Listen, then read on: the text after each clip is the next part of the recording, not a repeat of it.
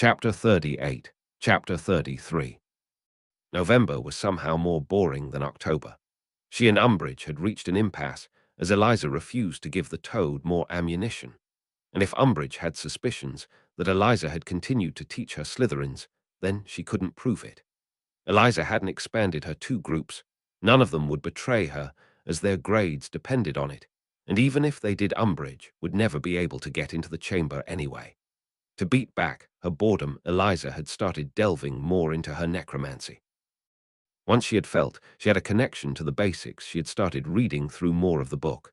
The beginnings of necromancy started with identification, being able to sense dead matter or death magic, which Eliza could already do after the Samhain ritual, which had bolstered her connection to the magic. After that, the book moved on to reanimation, not with flesh though. That required more expertise. She began with small skeletons. The chamber had small animal skeletons in abundance because she knew for a fact that her 7th years brought mice down for Jormy when they thought she wasn't looking. So far she hadn't had any success, but she was sure she would get it soon. She had also started looking into the animagus transformation, for education purposes only, of course. She was planning on asking Sirius about it when she returned home for the holidays. She had also resolved to buy some medical textbooks, possibly from the Muggle world. If she was going to be dealing with corpses, it made sense to have a good grasp on anatomy. So when she headed down to the Great Hall with her court one morning and found that Hagrid was back, she was quite happy. I failed to see why that oaf being back could be a good thing. Draco sniffed pompously over breakfast and Eliza shook her head fondly. His lessons are fun. Didn't he assign you a biting book? Asked Blaise, clearly amused. And introduce you to hippogriffs in 3rd year, said Theo. And asked if you could convince the Kelpie to come up for his newt class. Daphne finished, and Eliza pouted in response. Like I said, fun. Draco threw his hands up in exasperation. If I get killed in one of his lessons, I'm haunting you. Why not haunt Hagrid? Eliza asked curiously. Because it will undoubtedly be your fault, he replied promptly, and Eliza gasped in mock offense. Her court then spent the rest of breakfast rattling off every time they had almost gotten them prematurely killed. Eliza listened to them with a smile. But as much as Eliza had been looking forward to Hagrid's lesson and the dangerous creatures they would be studying, she really wished she didn't have to go outside. Come on, Eliza, Draco whined as he dragged her along, trudging through the deep snow. We're going to be late. I hate snow. Eliza grumbled, burrowing deeper into her scarf, Tom's scarf, technically. He never noticed she had stolen it. I know you do, Draco replied with an exasperated fondness. But I also know that if we don't get to class now, we'll never find them, so hurry up. I need better friends, Eliza said as they trampled through the snow. Friends who will let me skip lessons so I don't catch hypothermia. Draco didn't even bother responding to that. He just slapped her round the head until she stopped complaining, but she still stood by what she said. She really hated snow. We'll be working in the forest today, Hagrid boomed as Eliza and Draco joined the group of students. Draco stumbled in the snow when he caught sight of Hagrid's face, or more specifically, the giant yellow mottled bruise covering half of it. What happened to his face? He hissed as they began making their way into the forest with much trepidation from the other students. The giants obviously preferred Tom's deal over Dumbledore's. Eliza murmured back with a small smirk which Draco shared. Dumbledore was being oddly quiet recently, too. As far as she knew, he still hadn't checked in on Wisengamot matters since he lost his seat as Chief Warlock, which meant he was still unaware of Tom's moves. Especially considering Tom was still sending decoys to the Department of Mysteries in attempts to get the prophecy, leaving Dumbledore's order more scattered. Eliza didn't know Tom's plans in regards to Dumbledore. Eliza certainly had her own, but she had no idea if Tom still wanted to kill the man or not. After 10 minutes of walking, they eventually came to a halt in the middle of a clearing in the forest. Eliza looked around curiously as Hagrid called out with a shrieking cry.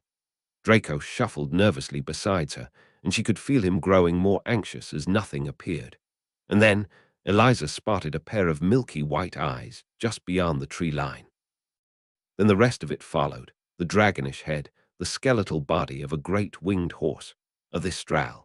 A second later another one joined it and began devouring the cow that Hagrid had dragged along behind him. Draco was still looking around with a highly confused expression. Now whoe'er can see M? Put your hands up. Eliza shoved her hand into the air. The only other person who did the same was Neville Longbottom in Gryffindor. And what are you seeing exactly? Draco whispered and Eliza grinned before gesturing to the cow carcass that was now being ripped apart by the Thestrals. She couldn't imagine how strange it would be to see nothing there, and yet still be able to see how the cow was being eaten. Thestrals, Hagrid said proudly. Hogwarts had a whole herd of M. Now who knows? But Thestrals are meant to be really unlucky, Parvati interrupted, looking perfectly horrified. No, no, Hagrid interrupted and continued on his lecture.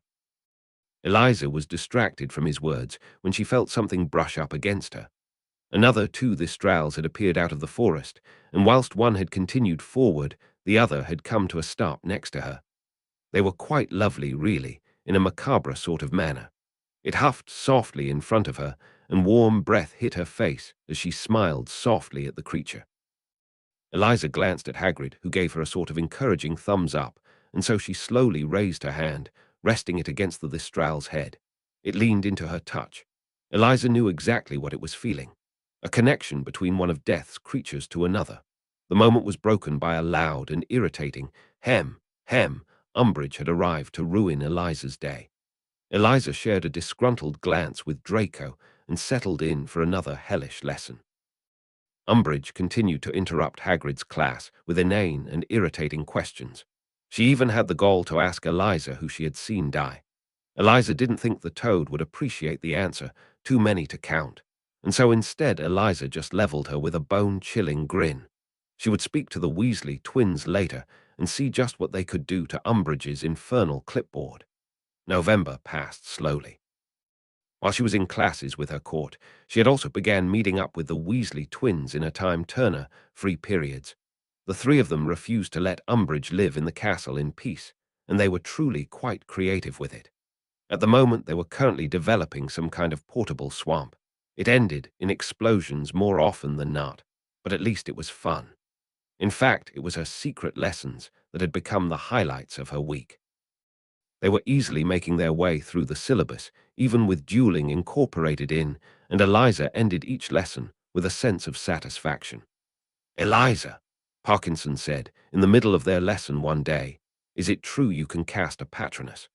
Not being able to resist the chance to show of Eliza, quickly cast the Patronus charm and grinned when a hippogriff began prancing around the room.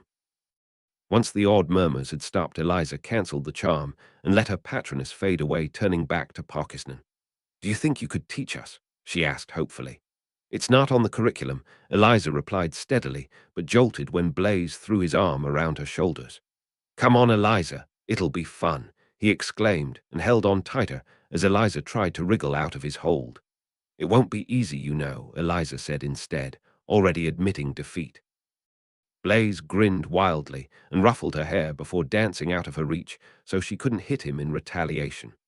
"With a teacher like you, Eliza, I think it will be." With that, Eliza started dedicating half of their lesson time to the Patronus charm, the seventh years joining in too. Honestly, Eliza was surprised at their progress, although she supposed she shouldn't be. Her court could do anything they put their minds to after all, including this. By early December, they had all achieved a non-corporeal Patronus, at least without any Dementors around. She wouldn't be surprised if by next lesson they would be able to produce a fully corporeal one. But right now she couldn't think about her secret classroom. She had bigger fish to fry. "This is impossible," Eliza whined, and threw another magazine onto the coffee table in front of them. "You literally just need to pick out a dress, Eliza," Daphne deadpanned, and went back to painting Draco's nails. The boy had finally broken, and Daphne was now painting an impossibly detailed Slytherin house design onto his nails. He didn't seem to mind that much. "Aunt Cissa has always picked out my dresses before. I have no idea what I'm doing." Blaise and Draco just started sniggering at her misfortune. She needed better friends who would actually help her. "Well, what kind of dress do you want?" Daphne asked practically, and Eliza shrugged helplessly. "What about going with house colors?" Blaise suggested, and Eliza shot him a look. "My dress last year was the epitome of house pride. Besides, this is the Malfoy Yule Ball. Wearing house colors sets a certain tone." It tells them all that you're a child with a child's affiliations. I need to prove that I'm serious, Eliza said, and Blaze gawked at her incomprehensibly. See, she said, it's not that easy, is it? Daphne sighed, as if the weight of the world was on her shoulders. Why don't you just wear the Potter colors and order something from Gladrags? Because Eliza honestly wasn't too sure what the Potter colors were. All knowledge about her heritage was locked away in a Gringotts vault until she gained her magical majority. Her ancestral manor was unplottable, and so she wouldn't be able to find it until she gained access to the vault. The only thing she had of the Potters was an airship ring, an invisibility cloak, and an outdated genealogy book with their family line in it. That's why she had focused on her black heritage more than anything. Sirius was family, and more importantly, Sirius was there. She knew everything about the blacks, and so it was easy to latch onto them. If she went to the Malfoy Yule Ball wearing the Potter colors without even knowing about their family magic, Eliza would just end up feeling like a fraud. Then go to the ball as Eris Black. It would make sense considering we're cousins, and all Draco cut in admiring the tiny snake Daphne had painted onto his nail. Eliza considered his words. While she didn't want to seem like she was shunning the Potter family name, it couldn't hurt to bolster her reputation as Eris Black as well. Potter and Black, light and dark families being represented by one witch. She was sure she could cause quite a stir. That could work, Eliza said, and Daphne lit up, a devious smile slipping onto her face. Then I have the perfect dress in mind, she said, and immediately started passing through the stack of magazines Eliza had collected. A few minutes later, the blonde was furiously scribbling down a letter, referring to the one of many order catalogues Eliza had amassed. Knowing better than to ask, Eliza simply left her to it. That's not my only problem either, Eliza proclaimed, and flopped backwards on the sofa, settling herself across Blaze's lap. It's Tom's birthday over Yule break. What do you even get a murderous kleptomaniac Dark Lord? She bemoaned, and her court traded those weird looks again. I'm afraid you're on your own with that one, Eliza, Theo said, tucking a bookmark between the pages of his book. We're not well versed in Dark Lord gift giving. Eliza let out another long, drawn-out groan. I just know he's going to get me something ridiculously brilliant as well, she said petulantly. And although nice, amazing gifts were nothing to scoff at. It always made Eliza feel like she needed to one-up him somehow. Well, he does have a track record with it, Blaze said in agreement. He got you an owl, Draco pointed out, grabbing a Quidditch magazine from the pile in front of them. And that strange ring you always wear, said Daphne. Oh, and Hufflepuff's cup, Blaze chimed in, and Eliza shot them all baleful looks as their smirks only grew. You're all forgetting that crystal necklace she got for her 14th, Theo said, and Eliza pretended to cry with frustration. Yes, I know, which is why I need to get him a good gift, she said as they all laughed at her suffering. Actually, didn't he give you Slytherin's locket for Yule? Have fun trying to best that, Draco said, and Eliza promptly tried to smother herself with a cushion. Why did Dark Lords have to be so hard to buy for? The second the snow cleared up, Draco started dragging her out to go flying with him again. Between that and charming Umbridge's kitten plates to scream every time they saw her with the Weasley twins on top of her usual studies, the last week of term passed quickly. Before she knew it, it was time for her last secret classroom lesson. Term finished on a Thursday this year, and so she had invited the 7th years to join the 5th years for their closing lesson. Deciding to have a bit of fun with them, Eliza introduced them to a magical version of tag, although it soon delved into an all-out war. Jormy was ridiculously entertained, and even allowed her court to shelter in his coils to hide from the opposing group of 7th years. Jormy acted more like a mother hen than a basilisk more often than not. All right, Eliza called out as her class gathered in front of her, panting heavily. We can probably leave it there for today. But Eliza, Parkinson protested, we all wanted to show you something, she said, and Eliza studied them all curiously. They were all looking at her quite eagerly, so shrugging her shoulders, Eliza gestured for them to take the floor. Sharing glances with each other, Eliza watched as they all breathed in deeply and cast. Immediately the room lit up with the bright silver mist of an incorporeal patroness. But then, distinguishable animals started forming. A large cheer erupted from the class as silvery animals began running around the chamber, and Eliza felt her heart swell with pride. Daphne's patroness seemed to be a mare that galloped around the room happily, a symbol of power, ambition, and a need for freedom and adventure. The mare patroness favored those with a fiery personality and an intense drive. Perfect for the greengrass girl. A quick greyhound darted about the room, running in circles around Blaze. Loyal and playful just like its caster, those with a greyhound patroness were also said to find comfort in nobility, and outside of his friends, there was nothing Blaze treasured more than his standing. Slytherin through and through. A small meddling cat was prowling around Theo's feet, who was studying his patroness with interest. Watchful, curious, and high-achieving as well as resilient and determined. The meddling cat favored those who were grounded and steady, and yet still filled with ambition, perfect for her right hand, although she had to stifle a laugh when she saw Theo's tiny patroness try to take a swipe at Draco's peacock. The peacock represented his family ties, as well as his dramatic and fearless nature. Draco had truly grown into himself over the years, and Eliza was sure there was nothing that could stop the boy from doing whatever he set his mind to. "We wouldn't have been able to do it without you teaching us, Potter," Warrington said. "You've really helped us out, so before the holidays, we wanted to show you that you've not wasted your time," Parkinson said, and Eliza smiled blindingly. 3 years ago, that girl had acted out in petty revenge and almost got them all killed in the process. Now she was one of the top students in class and able to cast a fully corporeal patroness. "All of you are absolutely brilliant," Eliza said, looking out at the students in front of her. "I'm proud to be able to say that I'm the leader of the house." She cast her patroness and watched as the hippogriff joined in the fray, as the room dissolved into happy, startled laughter when Jormy tried to eat her hippogriff. What a perfect way to end the term. Being home for Yule was fun. Having to explain her numerous confrontations with Umbridge to her overly worried guardians was not fun. "I just wish I knew why she has it out for you, pup," Sirius sighed, after Eliza had finished detailing her first term at Hogwarts. Snorting, Eliza shook her head. "She's a jealous, petty toad. That's all the reason you need." Sirius and Remus turned to face her with two blank faces. "Well, first Dumbledore dragged my name through the mud at the start of summer before I sorted that out. But then there are other problems. Everyone knows I'm close to Tom, and he's causing quite a stir in the Wisengamot, specifically by fighting Umbridge on every front over dark creatures, and I've not been quiet in my support. I've also been openly slandering Fudge," Eliza tacked on, and both Remus and Sirius shook their heads in exasperation. "Oh, and I paired up with the Weasley twins. Hogwarts hasn't seen pranks like ours since the Marauders." Eliza finished with a mischievous grin, and Sirius let out a giant cheer.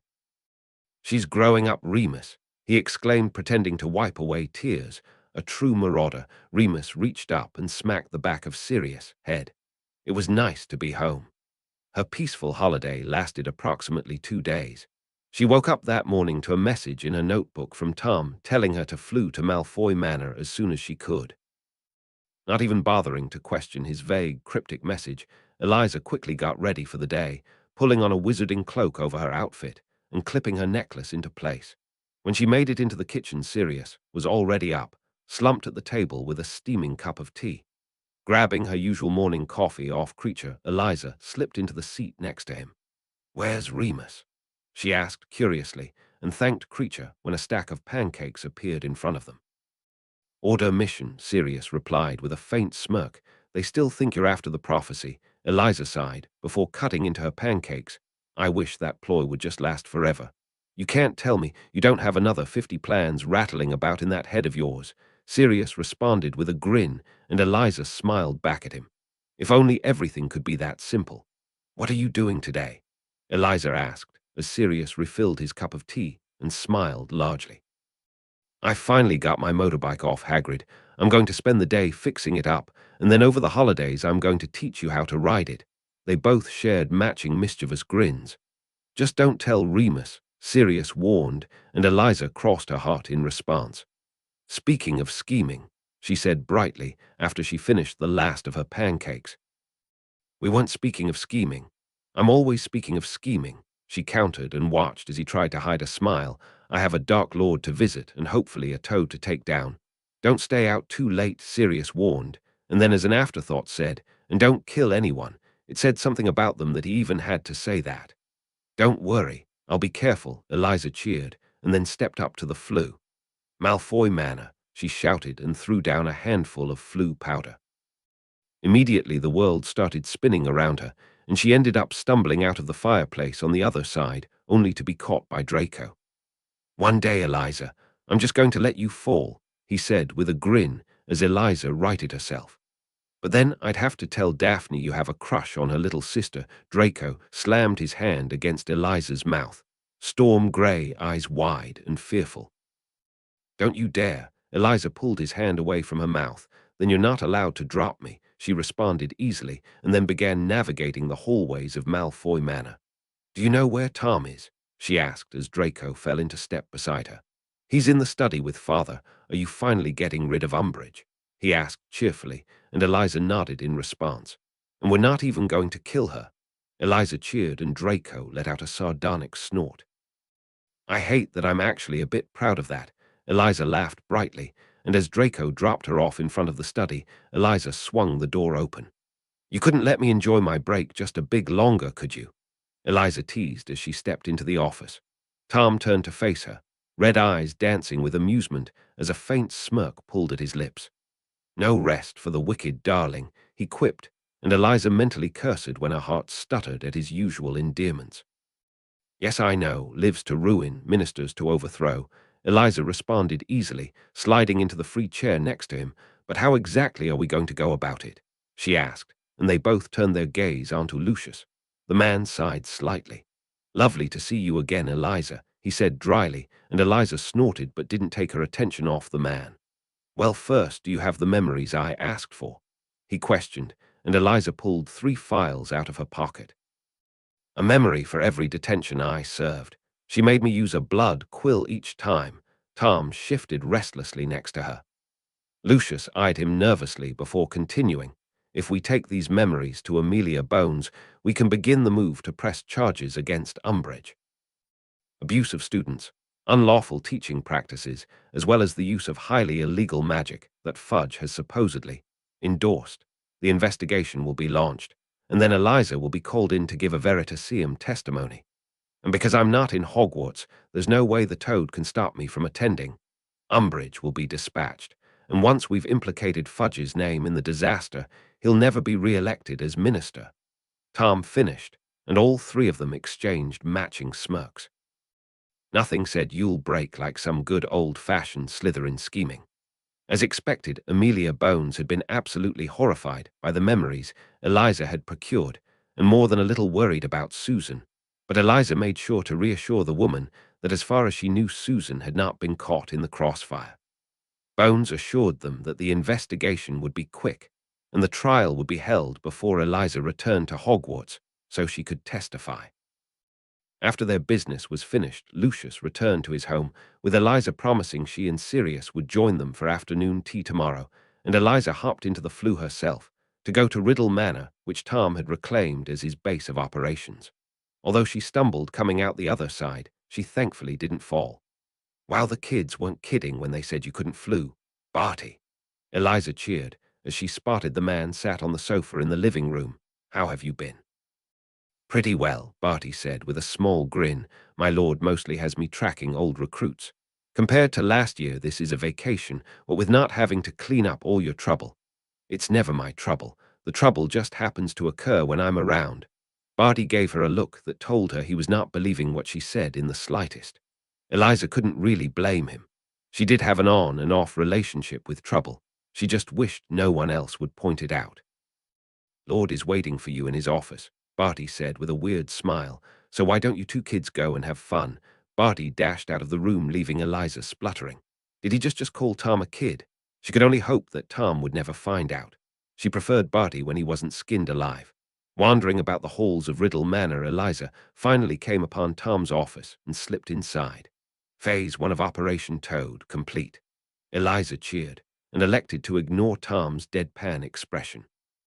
"I still think it would be easier to kill her," he replied, and Eliza shook her head. "Yes, but you always think it's easier to kill someone you're biased." "Ah, but I'm also right," he countered with a small smile, and Eliza snickered softly. "We'll see," she challenged, and Tom shook his head, clearly amused, before he stretched not unlike a cat and settled back into his seat. "Well, little star, what else have you been up to this term?" Eliza lit up and told him about her necromancy studies, and the Thestral's odd behavior, which Tom agreed was probably because she was attempting necromancy more and more. She also told him about the secret lessons she was holding for her Slytherins, which he took an undeniable interest in, and Eliza thoroughly enjoyed detailing all the lessons she had taught. "Other than that, things have been really quiet," Eliza said thoughtfully, "especially I regards to the Order and Dumbledore." A tense silence settled about the room. "Say, Tom, what are you actually planning in regards of Dumbledore and the Order? We can't keep playing the prophecy hand forever." "I know." Eliza waited and watched as he tapped his fingers against the desk. "I plan on making a move soon. Not to reveal myself, but enough to make a statement." Eliza rose an eyebrow in interest. "I plan on breaking into Azkaban to take back my Death Eaters." "You're so dramatic." Tom cut her off with a roll of his eyes. "Fudge doesn't want to admit I'm back, and so if I don't leave a calling card, everyone will blame it on something else. Except Dumbledore. He'll have full proof that I'm back. And if we tell Severus to let the Order know about the breakout when we're still at the island, we could take a few of them down at the same time." "We," Eliza drawled, and Tom's smirk only grew larger. "What? Are you saying you don't want to join me, darling?" It was a good plan, actually, and it sounded more than a little bit fun. But that hadn't really been what she was asking about. "Of course, I do," Eliza responded easily, but returned back to her original question. "But I meant what happens in the long term. Voldemort can't keep acting from the shadows, and according to Sirius Dumbledore's already turning his attentions back to the Ministry because of Umbridge causing problems at Hogwarts. If he grows suspicious of you, he grows suspicious of me, and in turn suspicious of Sirius, Remus, and Severus. Dumbledore is a dangerous threat. The longer he's left to his own devices, the more likely it is he'll catch on." "He didn't win a war for nothing," Tom acknowledged and sighed pensively. "What would you have me do?" Eliza's breath stuttered at the show of trust, but she outlined her plans all the same. "I did have an idea. At the end of this year, you should reveal yourself, only to Dumbledore, that Lord Gaunt is Voldemort. Dumbledore's going to immediately start slandering you and attacking on the political field, but at that point, no one is going to believe him. He'll ruin his own reputation, especially if Rita and I start releasing all the dirt we have on him at the same time. But he knew we were friends. He'd be equally suspicious of you if we did that, which would be the same outcome if I simply did nothing," Tom countered, studying her intently. "We stage a duel," Eliza said, grinning. "You reveal yourself to me, and I act suitably betrayed. Dumbledore will only see his perfect little child soldier running into his arms after such a horrible betrayal. I won't openly support him because of my position in Slytherin, which will be enough of an excuse for him," Eliza explained rapidly, and could see Tom becoming more and more convinced by her plan. "But the second you turn 17, you'll be allying yourself with me politically.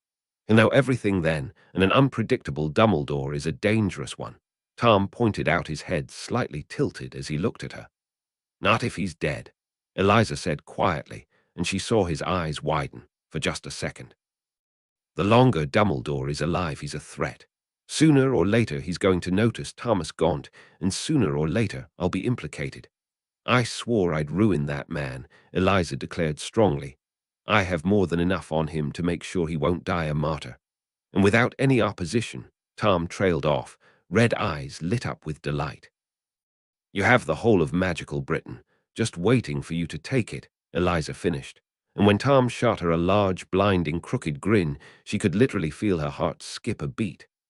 Tom opened a cupboard in his desk and pulled out a bottle of wine, as well as a bottle of butterbeer, and began pouring them into 2 separate glasses. "To victory, little star," he said, raising his glass with a stupid, perfect half-smile.